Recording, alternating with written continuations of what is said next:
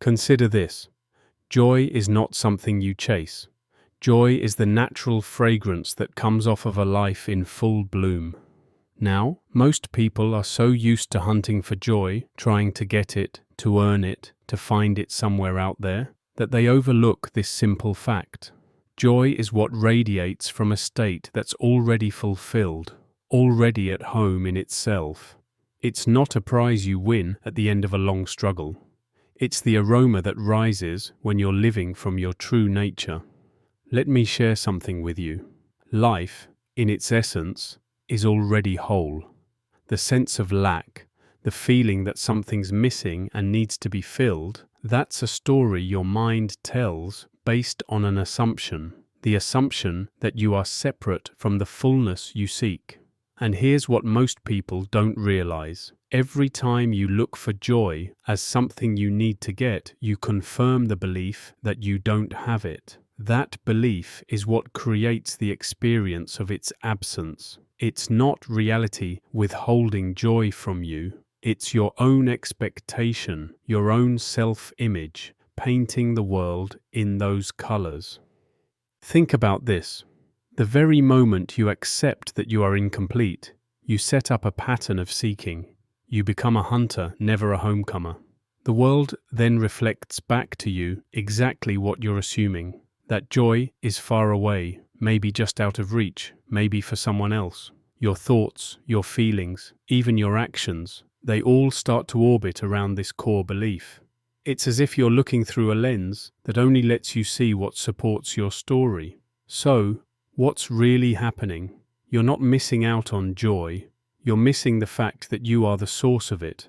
When you believe you are separate from joy, you live out the illusion of separation. It's not just an idea, it's an experience that seems absolutely real. Yet, that's only because you've been rehearsing it, again and again, with every thought and feeling. You don't have to keep playing that role.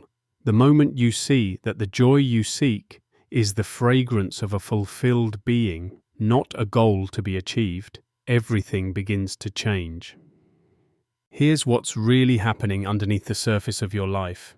You are always assuming something about who you are. That assumption comes first, and everything else follows. You might not notice it, because it's so familiar. It's like water to a fish, completely unnoticed, yet totally essential. The world you see, the people you meet, the opportunities that show up or don't show up, they all reflect what you've already accepted as true about yourself. If you see yourself as lacking, the world delivers situations to match. If you see yourself as whole, fulfilled, and naturally joyful, life reflects that back in ways you can't predict. Joy, then, isn't a separate thing you add to your life. It's what bubbles up when you stop pretending to be incomplete. The play of life is always spontaneous, but your assumptions are like the script that tells the actors how to behave. You can't force joy, but you can recognize the script you've been holding, and you can choose to drop it. Let me explain what's really going on when you feel stuck, stagnant, or lifeless. Most people are reacting to life instead of directing it. They wait for something out there to give them permission to feel joy. Maybe it's a new job, a relationship, or some achievement. But as soon as you place joy on the other side of a condition, you become a servant to circumstance. You hand over your power. Most never see this. They think, if I get this, then I'll be joyful. But that puts you in the position of always being at the mercy of what happens next. Reacting, not choosing. Waiting, not deciding. The reality is, you are the author. You are the director.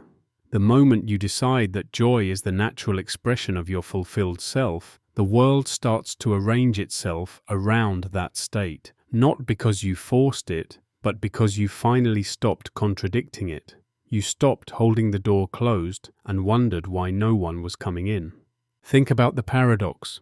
The harder you chase joy, the faster it runs away.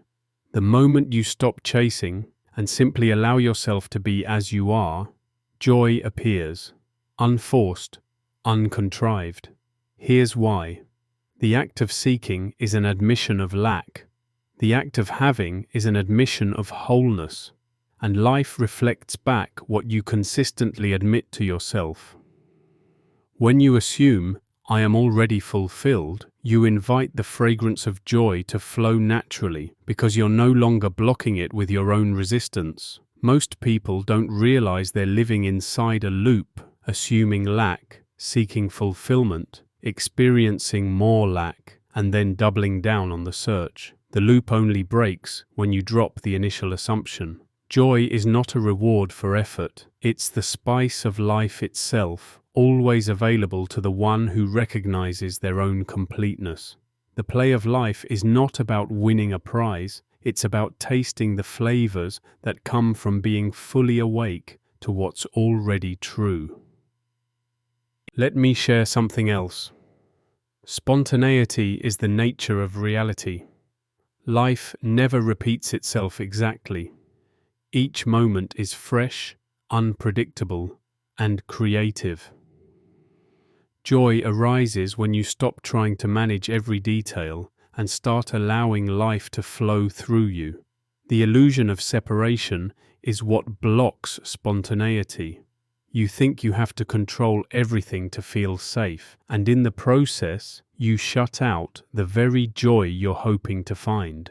When you relax your grip, when you become aware of the flow that's always happening, you start to notice joy bubbling up in the most unexpected places. It's not about manufacturing a constant high. It's about being open to the play of life as it unfolds, without needing to defend or justify yourself. The more you insist on control, the less alive you feel. The more you allow, the more joyful you become. Joy is the fragrance of a self that trusts the flow, that knows it is not separate from life itself. Here's what most people don't realize. Your repeated thoughts and feelings are planting seeds all the time. Every time you tell yourself, "I'm not there yet," or "I need something more," you're watering the seeds of separation and lack. Those seeds grow into experiences that match the story you keep telling. But the opposite is also true. When you begin to consistently accept your own wholeness, when you assume in a quiet, steady way that you are already complete, new seeds are planted. Those seeds blossom into experiences of ease, spontaneity, and joy. The outer world is always following the inner script. People think they need to fix the world first, but the world is just the mirror. Change the script, and the reflection changes. It's not about pretending or forcing positive thoughts. It's about seeing through the illusion that you're missing something. When you do, joy comes as naturally as scent from a blooming flower. Let me explain how patterns are created and how they can be changed. Every habit of thought, every emotional reaction starts as a small choice, an assumption you agreed to, often without noticing. Over time, these assumptions become so automatic that you don't even question them. They become your identity, your story. You say, "I am this kind of person, I always feel this way, life is always like this for me." But this is not fixed. It's only a pattern. The moment you see that you are the author, not the character, you gain the freedom to choose again. You don't have to keep repeating the old story. You can deliberately accept a new assumption. I am fulfilled, I am whole, and joy is my natural state. The outer world can't help but begin to reflect that back to you, often in ways that surprise you. This is not about denial. It's about dropping the old script, even if it feels unfamiliar at first, and allowing something new to show up. Consider this. Identity always comes first. The results you see in your life are the echo of what you've already accepted as true about yourself. If you walk through life believing you are incomplete, every relationship, every job, every challenge will seem to confirm that belief. But if you walk through life knowing you are already whole, life meets you at that level. The world becomes friendlier, more open, more playful, because you are no longer defending yourself against it. You're not waiting for joy, you're not seeking it, you are living from it. This is where paradox comes alive. When you stop needing joy, you find it everywhere. When you stop chasing, it comes to greet you.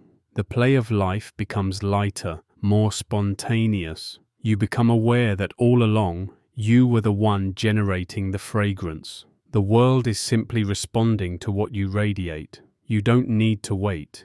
You can decide right now which state you want to live from. So test this for yourself. Don't just take my word for it. Begin to notice which assumptions you're living out of and see how reality faithfully reflects them again and again. Try the experiment. Instead of waiting for joy, decide to live as if you are already fulfilled, already whole. Let joy be the natural fragrance of your being, not a prize you have to win. Watch how the world reorganizes itself around this new state. Patterns that once seemed impossible to break begin to dissolve. The play of life becomes more alive, more spontaneous, more joyful. Stay consistent in your assumption and watch as joy becomes the spice of every moment, the unmistakable sign that you are living from your fulfilled self.